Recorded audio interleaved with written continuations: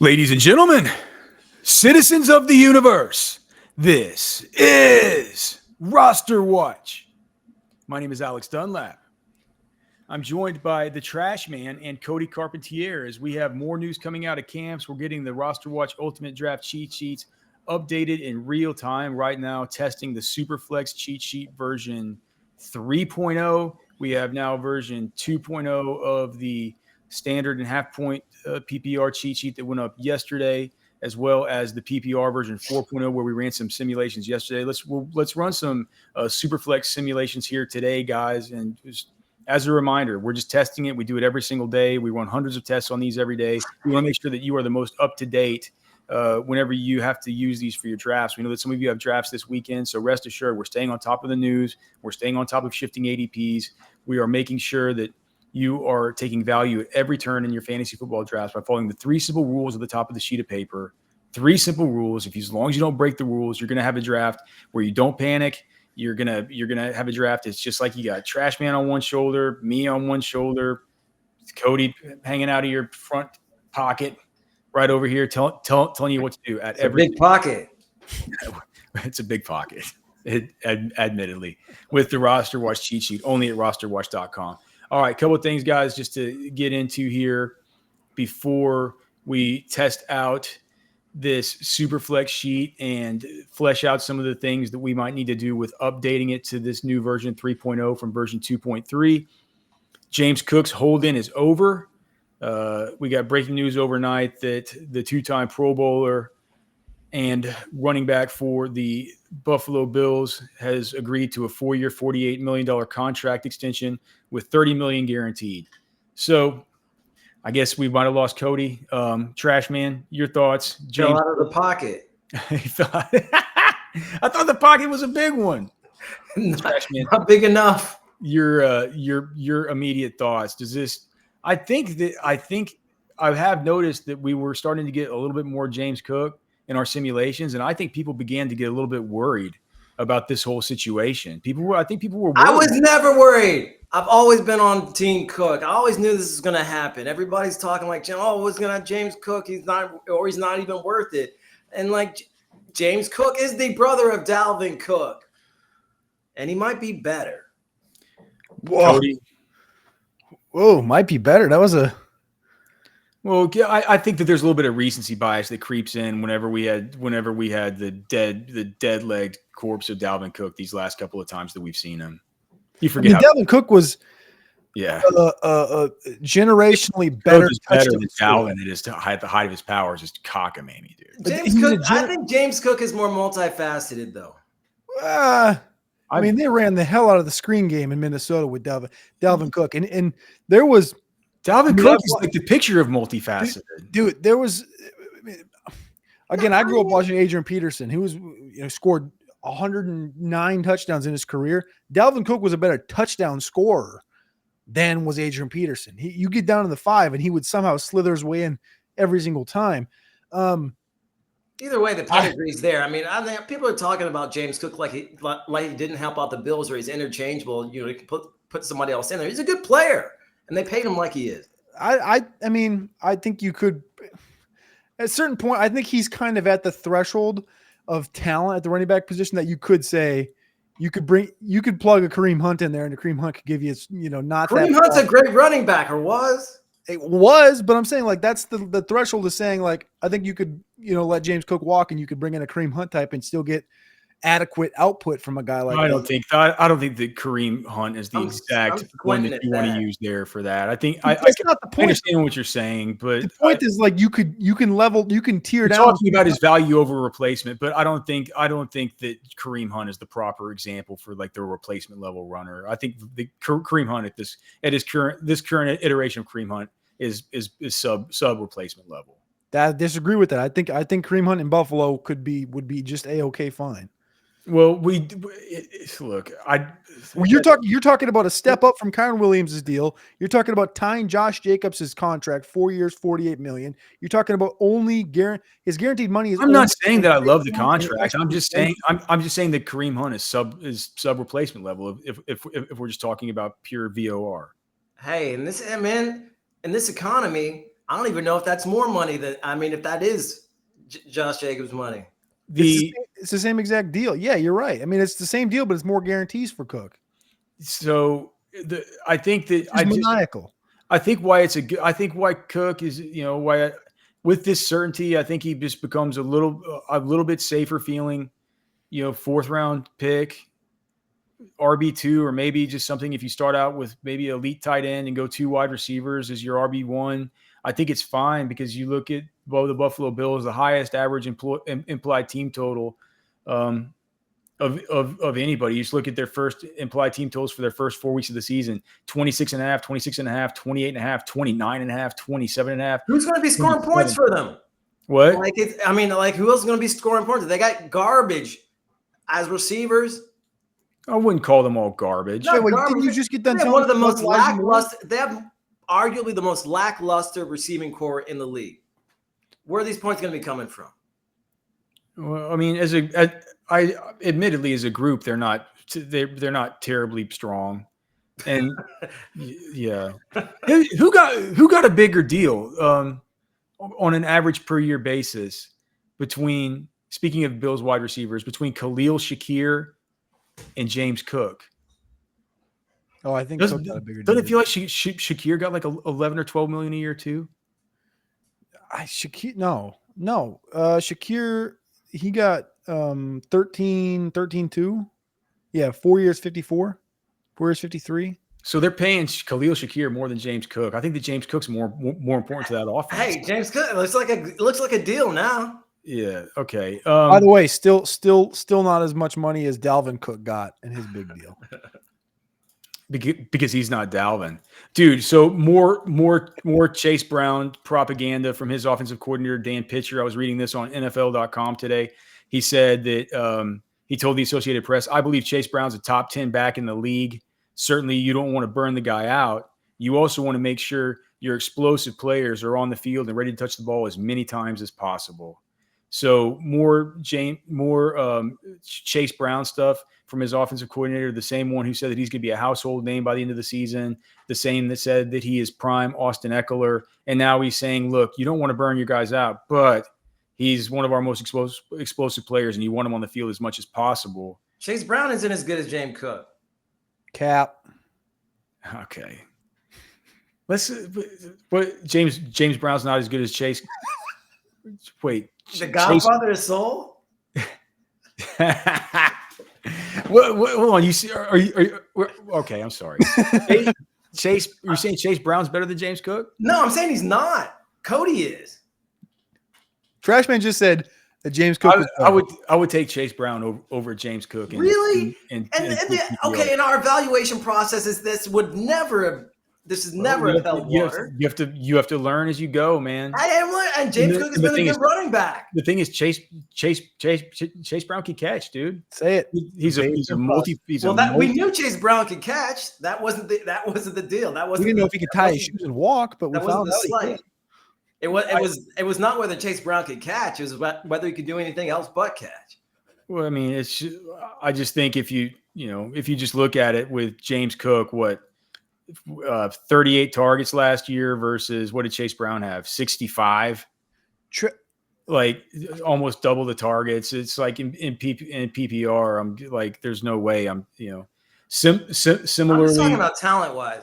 Trashman I'm talking about fantasy football, and I'm taking Chase Brown over James Cook in 2025. Well, 10 times out of 10. So his ADP, Kyron's ADP is 24, Chase Brown's is 27, James Cook is 31 right now in PPR. Who's Trashman taking? Take into account the pick. Who are they? Kyron is 24, so right at the end of the second, 2-3 turn. Chase Brown's 27, 3 picks later. Cook is 31, 4 picks later. So he's more towards the end of the third. I'll take Cook.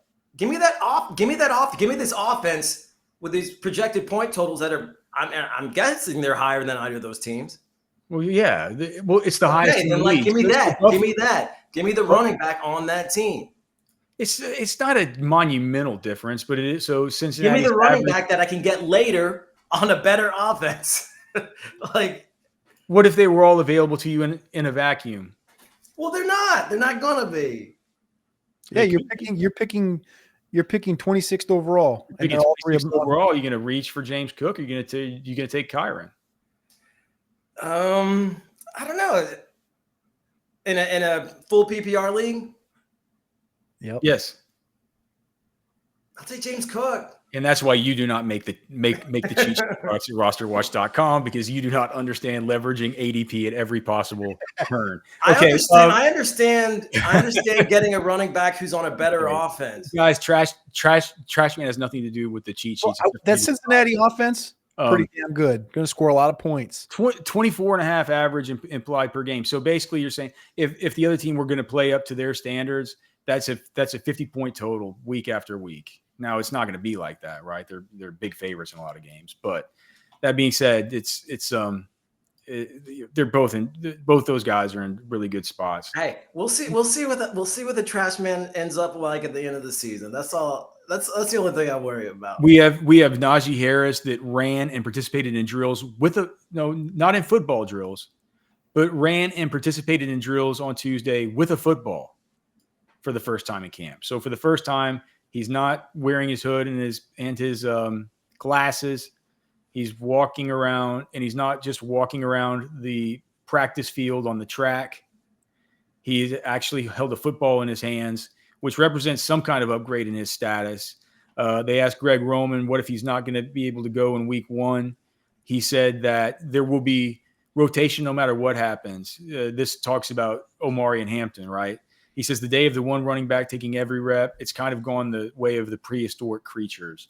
And to me, people were like, wow, it's going to be a committee. I thought two things when I heard that. I go, well, for one, of course, every coach is going to say that it's a committee. Every coach says it.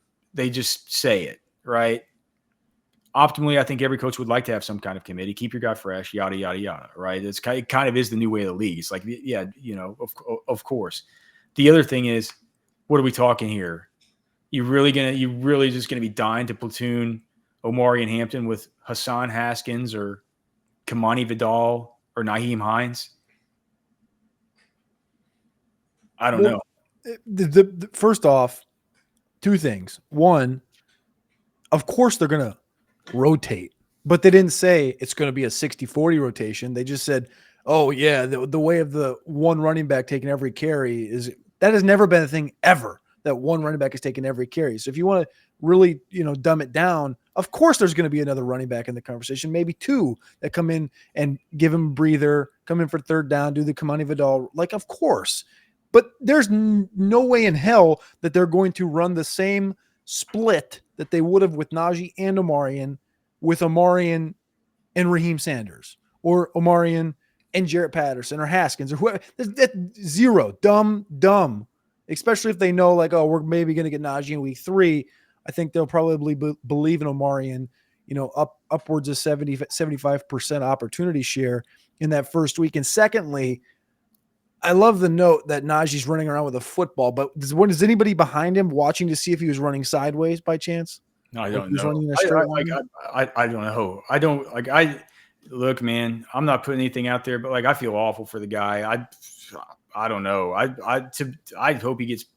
I want Omari and Hampton to get opportunities, but I hope that Naji Harris is fine. The guy's got to feel terrible. He's like, of course, man, I made such a bad mistake. You guys, I was talking with my, I'm not going to say what my neighbor said, but my neighbor is and Cody knows him. He's a what's it called? Optometrist. Yeah, an optometrist.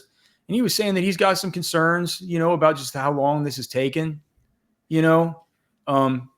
but mainly he was just saying, and Cody will tell you this too, just like a PSA to everybody out there, man, but be careful with these fireworks on the 4th of July, but make sure you're qualified to shoot them off. And certainly, man, don't do it when you're hammered or drunk. And I'm not saying that Naji was, but I know growing up, I did so much stupid stuff. There's probably times when I did stupid fireworks stuff that could have got me in just the same spot. Probably shouldn't be alive. You got to be careful. And so I feel Naji's just got to be saying, man, what a mistake.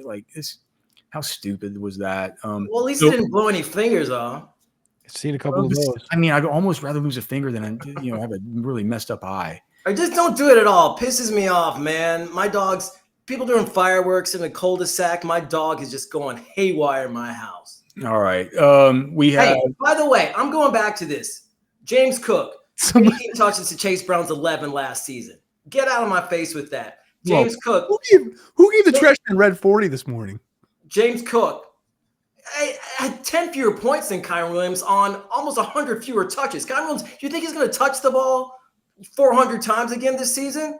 Well, he's had the highest opportunity share in the sport. It's not going to happen. Y'all, I'm just saying, James Cook is better than y'all giving him credit for in this offense. I think that James Cook's a great 4th round pick. I'm not taking him in the 3rd round. There are too many like awesome receivers and stuff that I take in those spots, and I take Chase Brown in the 3rd round, and I hope I get James Cook in the 4th.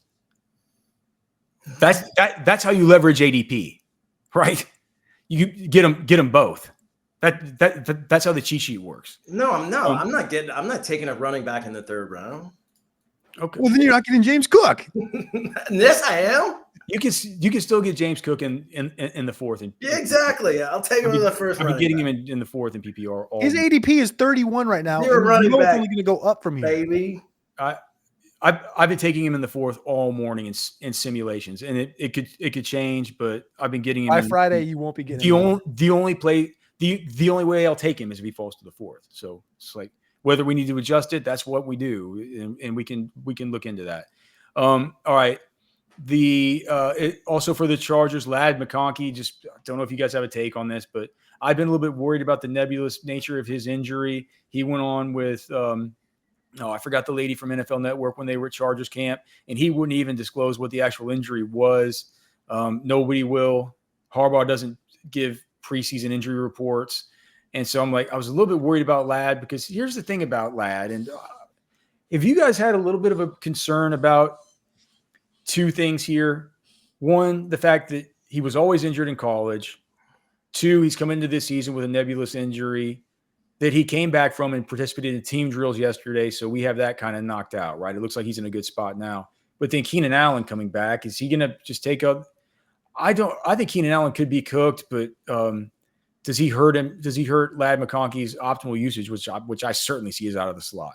Well, because Ladd McConkey, we're expecting him to catch a lot of balls. That's kind of where we're making hay on McConkey.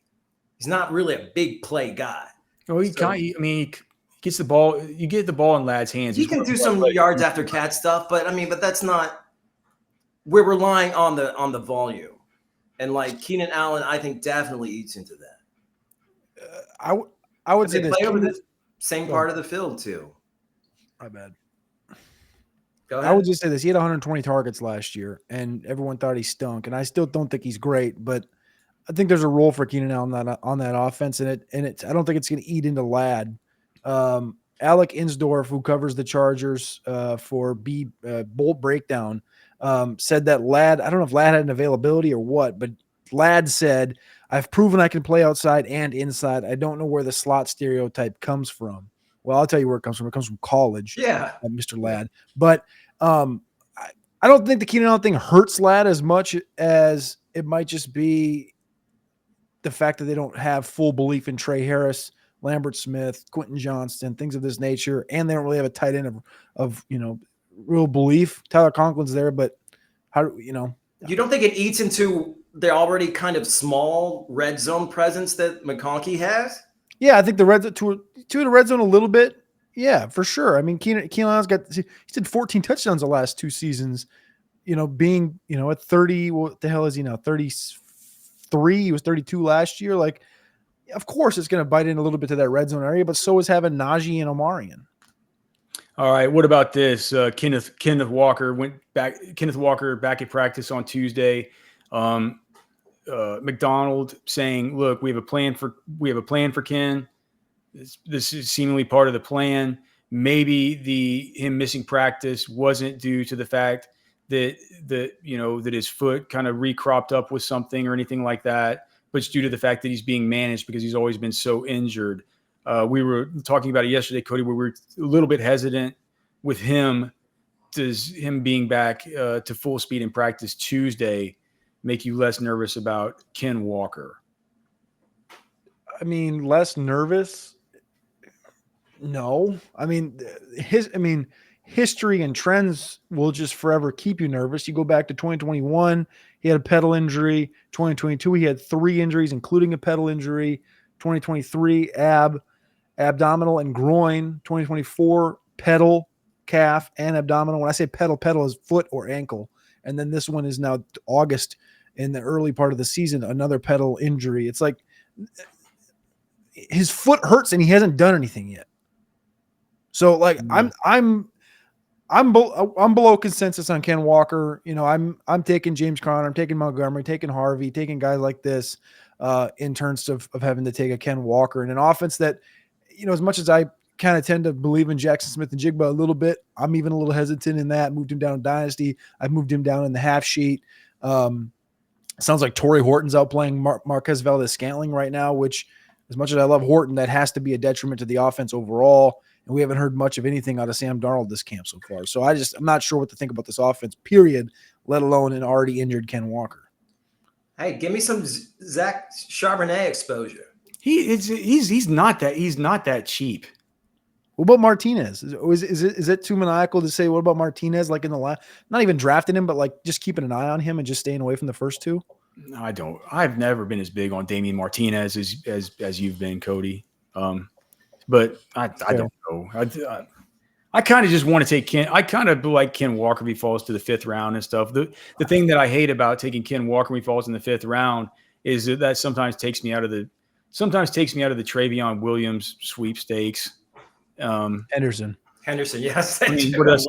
Travion Henderson. We're not drafting Travion Williams anywhere. Yeah, because Travion, God, man, we've been doing this for 15 years now. You get some names mixed up, but then again, you know, it's like one of the reasons why the cheat sheet works so well is because sometimes if you're forced to maybe take a Ken Walker there, then it could be the fact that you end up getting value on Travion if he falls to the 607, something like that. So zero RB approach, I think maybe, you know, you could have a nuclear team if you go 0 RB and you get your RB1 to be Ken Walker and he somehow stays healthy and you get all the receiving work out of him and he goes on to do what some people think he's going to do this year, where it's like the fully unleashed. We have a plan for Ken. We're going to make him healthy. We're going to play defense. We're going to pound the rock. We're going to run it with our guy. And if you get that run out and you've built a super team around him, you could be going absolutely nuclear by mid-season and just dominating. So that's the upside kind of bull case for that. Do you guys want to run some Superflex sims and just see how this thing's running? Again, guys, we're doing this live. This is the Ultimate Draft cheat sheet at RosterWatch. I'm just starting with the Superflex update. I've made a couple of kind of eyeball updates, but I don't know if these things are going to be falling the exact way that I want them falling right now as far as from a roster build standpoint. I think it'll be close, but the reason why we're doing it here is because, like we always say, there's only enough hours in the day. It's like, as long as I'm here with these guys, I like to get their feedback on what they think before I get back to more testing, right? And we just want to bring you guys along so you can hear what we're saying and just we're 100% transparent about what we're doing here as far as our process. So let's see. I can go to the screen share here. We'll go to the mock draft simulator on Fantasy Pros. You want to do like we did yesterday? What, Cody, do we pick one from the 1, the 3, and the what did we pick from yesterday? 1, 3, 7, 11. Do you want to do that again? Let's do it. Or do you want to do different spots? I mean, it's a different draft. Let's do 1, 3, 7, 11 here. Superflex this time. All right. Half PPR, Superflex, 1 quarterback, 2 running back, 2 wide receiver, 1 tight end, 1 flex, 1 kicker, 1 defense, 6 bench, 1 Superflex. Drafting against the composite ADP of Yahoo Sports, RT Sports, Sleeper, and the pre-draft rankings from Yahoo, ESPN, NFL.com, along with all expert rankings on Fantasy Pros. I'll be using Superflex 3.0. Again, this is just test 1. So if things go sideways, they go sideways, and we're going to fix it, right? Allegedly. We'll start here at the beginning. So we know it'll be a Josh Allen draft because he's going to take us here. So top ranked players, Josh Allen, who we take at the 101. Let's see who falls to us here at the 2. I love this start. Josh Allen, Ashton Genty, Nico Collins. Yes, sir. Okay, let's see what happens here. All right, so we got an interesting spot here. We got a choice to make it to 412 and 501. We wants to take Alvin Kamara at the 412, and then this gives us a choice between our guy James Cook, who we just talked about, and Garrett Wilson. I tend to like to keep things balanced here and want to take Garrett Wilson. So we have 2 running backs and 2 wide receivers. Fair enough? Yeah. All right. Coming up here to the next turn, like we talked about, sometimes Travion will fall. Now, this is Superflex after all, but I love these next 2 picks too. Travion Henderson at the 612 and Xavier Worthy at the 701. Now we just have to worry about where their quarterbacks have shifted, right? We're going to take Chris Olave and Javonte Williams at the 812 and the 901. Again, I'm just following the rules here of the cheat sheet that's been inputted into this. All right, so we're going to get at least our second quarterback here at the 10, 12, 1101 turn. We're going to take Jaden Blue and Tua Tagovailoa. Now, we have not addressed tight end yet, and the cheat sheet wants us to actually go quarterback 3 here and then take David Njoku. We'll take Geno Smith at the 12-12 as our QB3 and David Njoku at the 1301. So we have tight end filled and only 1 spot left. And now we have a choice between whether we want to go with a QB4 and Sam Darnold or whether we want to take Jaden Higgins, the rookie for the Texans. We have only so far only 4 wide receivers: Nico Collins, Garrett Wilson, Xavier Worthy, Chris Olave. We have 1, 2, 3, 4, 5 running backs, and we have 3 quarterbacks. I think we take Higgins here, right? Yeah. Okay, we take Higgins. So this team is Josh Allen at quarterback, along with the Superflex guys of Tua Tagovailoa and Geno Smith. The running backs are Ashton Jeanty, Alvin Kamara, Travion Henderson, Javonte Williams, Jaden Blue. So we got the Dallas backfield basically locked up there, although Miles Sanders did return to practice today. The wide receivers are Nico Collins, Garrett Wilson, Xavier Worthy, Chris Olave, Jaden Higgins. The tight end is David Njoku. Let's auto-draft a kicker and defense and see how this thing grades out. First place, 97 score. Jeez. Bang! Do we even need to do more? Just end on that thing. Here, let's at least do another one. What do we say we do? 1, 5, 11, something like, or what do we say? What did we say we were doing, Cody? 1, 3, 7, 11. 1, 3, 7, 11. All right. So same thing here. We're going to start at the 3 and see what we get. This will be another one where we get a stud tight end, or I'm sorry, a stud quarterback to start at least. It's the ones at the back end of the draft where you sometimes feel a little bit hairy. We're going to take Jaden Daniels at the 103. At the 210, we have no choice. It tells us we have to take Malik Neighbors. At the 303, we have a choice between Devon Achane and Nico Collins. I'm going to take Achane here to keep things evened up. At the 410, it wants us to take Jackson Smith and Jigba, so we'll go ahead and get that done. At the 503, we'll take Alvin Kamara. So nice and balanced so far. Dude, I like how this is running. Dude, this is so tough, man. I built this decision in, and it's tough for me every time. At the 610, do you want to take RJ Harvey or do you want to take Ted McMillan? I have the same choice every time in the half sheet, so I want to know what Trash Man thinks. I mean, based on this draft we already have, I'd take Harvey. Okay, let's take Harvey. Maybe Ted will fall. Nope. But at the 703, we're going to take our 4th running back here, David Montgomery. We got to get some more. So this is a tough deal here. We should have taken Ted, because this is going to be two more running backs here, I'm sure. Yeah, we're going to take Brian Robinson, Travis Etienne. Thank goodness. Ricky. All right, we're going to take 2, and now we get 2 wide receivers here. So we're going to add them on, and these are actually 2 really viable ones. We will take Ricky Pearsall, and we'll take Jaden Reed. So this thing evens back out. Man, Jaden Reed over Ibuka? I was looking at that. Does that need to be changed? I think so. Okay. I think so. I will make that change. It's no problem. I hadn't updated it since we got the this update's one I've been working on since Friday. So yeah. I mean, I haven't taken the Jaden Reed stuff into account yet. We still need to get our super flex, and so we're going to take Michael Penix here, the 12-10, and then the cheat sheet once again tells us to take either Geno Smith or David Njoku. I think I just want to take Geno Smith here and then see if Njoku or Evan Ingram falls to me in the 13th or in the 14th, and if not, even if I can get a Hunter Henry, Dalton Kincaid, something like that. and neither of them fell. So I'm going to take Kyle Pitts here at my tight end. And so here's this team. It's Jaden Daniels at the quarterback, Superflex of Michael Penix, Geno Smith. The running backs are Devon Achane, Alvin Kamara, RJ Harvey, David Montgomery, Brian Robinson, Travis Etienne. The wide receivers are Malik Neighbors, JSN, Ricky Pearsall, Jaden Reed, and the tight end is Kyle Pitts. We'll auto draft a kicker and a defense and see how this thing scores out. Second place with a 93. So another good one there.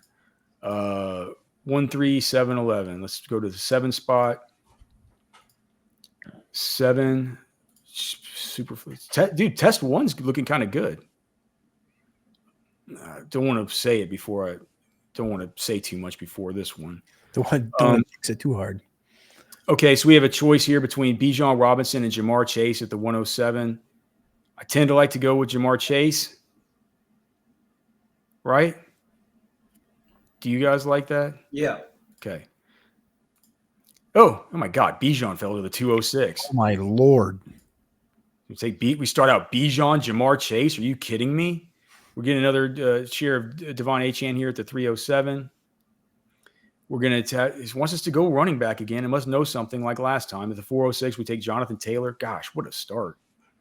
At the 507, it wants us to take Garrett Wilson. So we start out Jamar Chase, Garrett Wilson as the running backs. Chuba Hubbard, so our 4th running back here at the 606. Wants us to take our 5th running back here. Likes the value in RJ Harvey at the 707. It's another deal where it gets kind of running back. This is a note I got to make. It gets running back heavy here in the 6th through the 8th round. So we can look into it. We'll see what happens here. It wants to take Caleb Johnson at the 806. We'll go ahead and take him. All right, a little bit of relief here with the wide receivers. We're going to take Jordan Addison at the 907. Now we have a choice between Jaden Blue and Stephon Diggs. I think given the state of this roster so far, we got to take Diggs. Okay, here are the 11th. Don't love it, but we'll take Tua as our quarterback. And the 12, it wants us to take Matthew Stafford as our quarterback 2. And then it wants us to take Michael Penix as a quarterback 3 before we address tight end. And then at tight end, again, we take Kyle Pitts. So this team is Tua Tagovailoa. This is from the 7. Tua Tagovailoa, Matt Stafford, Michael Penix. Quarterback is Superflex. The running backs are Bijan Robinson, Devon Achane, Jonathan Taylor, Chuba Hubbard, RJ Harvey, Caleb Johnson. The wide receivers are Jamar Chase, Garrett Wilson, Jordan Addison, Stephon Diggs. The tight end is Kyle Pitts. Let's auto draft the kicker. And dude, if this isn't a good grade, I'm gonna kick the computer. A+, 97 out of 100, first place. All right, let's go to pick 11 and we'll get out of here. Pick 11. That's a hard roster to beat, dude. I'm telling you, man. I'm telling you. Some of these ones where you got to wait a little bit on quarterback and you can just load up with these guys, it's like there's not really that big a difference. All right, so we don't have a choice with the 111. It's having us take Justin Jefferson here. With our next pick, we have a choice between Christian McCaffrey and Bo Nix. What do you guys think? Well, I'm good on the McCaffrey stuff. You want McCaffrey? What? Let's take Bo. You want to take Bo? Yo. Cody? Yeah, I'm good with Bo. All right, take Bo Nix here. And we get a stud running back here anyway, or we could. Do you want to take Josh Jacobs or Drake London? Kind of want to take London. Drake. Yeah, let's go 0 RB for the first 3. Yeah. Oh, I hope this thing doesn't go sideways on us because we're gonna start with Bo Nix, Justin Jefferson, Drake London, and AJ Brown at the 402. Start puckering up, baby. I'm puckering up, but at least we get a reasonable 0 RB-ish kind of RB1 here in Chuba Hubbard at the 511. At this 602, it wants us to take Terry McLaurin. I'd say Connor. Okay, so we're getting a little bit of running back help here at the 7-8 turn. Isaiah Pacheco is who shows up for us here. And then I really wish this Jameson Williams thing wouldn't have happened, but it wants us to take Jameson Williams over Tony Pollard here by 1 spot. So let's take JMO. I trust the sheet. All right, well, getting a little bit of running back help here at least. We're going to take Jaden Blue at the 911. We're going to take Stephon Diggs at the 1002. Now we're going to take our second quarterback here, Matthew Stafford, at the 11-11. The 12-12, Pittman. And then Luther Burden here at the end. So this one right here, I'll tell you what happened. How many receivers was that? You could have took Rodgers. Oh, I could have taken Rodgers. Yeah. Oh yeah. Let me take Rodgers there for sure. And then the tight end is Kyle Pitts again. So a lot of Kyle Pitts in these. That's one thing I'll need to address. The other thing I'll need to address is maybe take away that Bo Nix, Christian McCaffrey decision, because we ended up here when one where we have to start 2 running backs, 1 flex, 1 super flex. We ended up with only 3 running backs, which is a problem. Well, we had a couple situations where we could have taken. Yeah, where we could have taken the running back and we didn't. So still a meaningfully good roster here. So Bo Nix, Matthew Stafford, Aaron Rodgers here, Chuba Hubbard, Pacheco, Jaden Blue for the runners. The wide receivers, Justin Jefferson, Drake London, A.J. Brown, Terry McLaurin, Jamison Williams, Stephon Diggs, Michael Pittman. Tight end, Kyle Pitts. This auto-drafted kicker in D. It's probably going to be the worst one yet, but no. Dude. With 3 running backs? Damn. Because it still likes Hubbard and Pacheco a lot. Just a 95 out of 100, even when it goes off the rails and even when we hate it. What the computer tells us is that's a more than viable one. We should have gone McCaffrey over Bo Nix. I'm going to go in. I'm going to make a change there. I'm going to make a few changes in the 6th to 8th round with bumping up a few wide receivers, getting down a few of these running backs through that area right there to make sure that this thing stays balanced. Still on the whole, running very balanced, PPR, half PPR, both running very balanced right now. It's the only tool that you'll need to get you through your fantasy football draft season. And once your fantasy football draft season's over, you're going to want our advice. You're going to want our advice for waivers. You're going to want our advice for your help with your sit start decisions. You're going to want help with your DFS. And you're going to want to help with your player props and your prize picks and your underdog and all the rest of that stuff. We're there to help all season, but it starts with the ultimate draft cheat sheet. Magical, mystical, mythical, available only at RosterWatch.com. This is Anthony Richardson, and you're listening to Roster Watch. This is AJ Brown, and you're listening to Roster Watch. This is Josh Allen, and you're listening to Roster Watch.